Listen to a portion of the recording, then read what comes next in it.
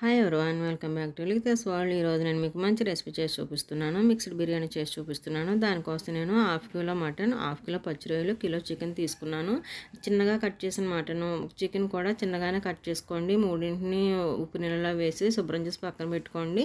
Stove on చేసి cooker పెట్టుకుని 2 స్పూన్లు ఆయిల్ వేసి కట్ చేసి పెట్టుకున్న మటన్ వేసుకుని 2 స్పూన్లు కారం, 1 స్పూన్ దానికి తగినట్టుగానే సాల్ట్ వేసుకోండి. 1 స్పూన్ అల్లం వెల్లిపాయ పేస్ట్ వేసుకుని కలిపి బాగా వేయించుకొని కుక్కర్ పెట్టుకుని దానికి మనం ఒక 5 విజిల్స్ అయితే వేయించుకున్నానండి. నేను మటన్ లేతది అయితే 4 విజిల్స్తో ఉడికిపోతుంది. ఇలా వేయించుకొని కొద్దిగా వాటర్ వేసుకొని విజిల్స్ వేయించుకొని మూత పెట్టుకుని నేను ఈ బిర్యానీ క్వాంటిటీ వచ్చేసి 2 కేజీల రైస్తో చేశానండి. ఇక్కడ చూడండి, చికెన్ మ్యారినేట్ చేసి పెట్టుకున్నాను. ఇవైతే మటన్ ఉడికించిన వాటర్ అండి. ఇది నెక్స్ట్ రొయ్యలు కూడా అలాగే మ్యారినేట్ చేసి పెట్టుకున్నాను. మొత్తం ఇవన్నీ కూడా అల్లం వెల్లిపాయ పేస్ట్, ఉప్పు, కారం, పసుపు ఇవన్నీ వేసి మ్యారినేట్ చేసి పెట్టుకోవాలి. ఇదైతే ఉడికించిన మటను. ఇప్పుడు మనం బిర్యానీ ప్రాసెస్ స్టార్ట్ చేద్దాం. మరి వేరొక బౌల్ పెట్టుకొని 2 స్పూన్లు ఆయిల్ వేసుకొని 2 ఆనియన్స్ కట్ చేసుకున్నానండి. 4 పచ్చిమిర్చి చీలికలు వేసుకుని బాగా ఎర్రగా వేయించుకోండి. మ్యారినేట్ చేసి పెట్టుకున్న పచ్చిరొయ్యలను వేసుకొని దాంట్లో బాగా ఫ్రై చేసుకున్న ముందు ఒకవేళ మనకి ఇంకా స్పైసీగా కావాలనిపిస్తే 1 స్పూన్ కారం వేసుకోండి. నాకు అలాగే అనిపించి నేను మళ్ళీ కారం వేసాను.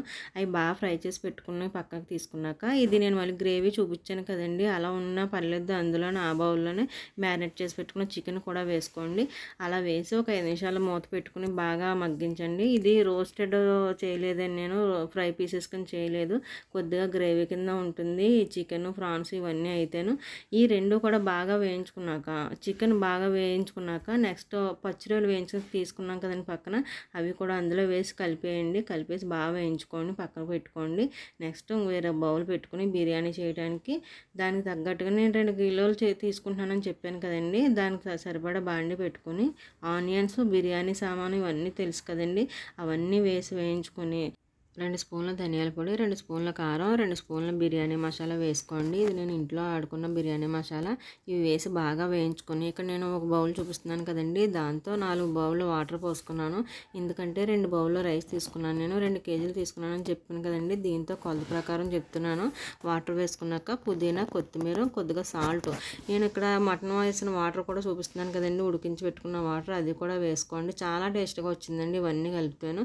సాల్ట్ కూడా చూసుకుని వేసుకోండి. చికెన్, ప్రాన్స్, మటన్ ఇవన్నిటిలో మనం వేసాం కదండి, నేనైతే 2 స్పూన్లు వేసాను.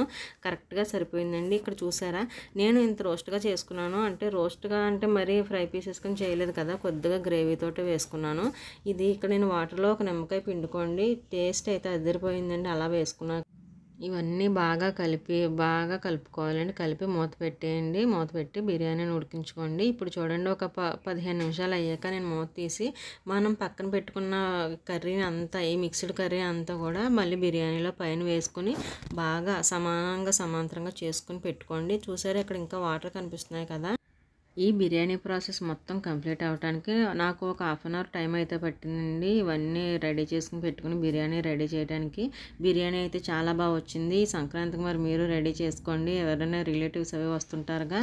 నాకైతే ఇది 10 మెంబర్స్కి అంటే 2 కేజీస్ చేసుకున్నా, కానీ నాకు ఇంట్లో అకేషన్ ఉంటే నేను చేసుకున్నాను. ఒక 10 మెంబర్స్కి సరిపోయిందండి. ఇది చాలా సింపుల్గా కూడా అయిపోతుంది. అన్నీ రెడీ చేసి పెట్టుకుంటే ఈ బిర్యానీ అయితే చాలా టేస్ట్గాను, స్మూత్గాను వచ్చిందండి. చాలా స్మూత్గా వెళ్ళిపోయింది. బిర్యానీ తినని వాళ్ళు, బిర్యానీ నచ్చని వాళ్ళు ఎవరు ఉంటారండి అసలు. నేను చేసిన ఈ పద్ధతిలో ఒకసారి చేసుకోండి. అలాగే సబ్స్క్రైబ్ చేయండి, లైక్ చేసి పెట్టండి. Please supported me.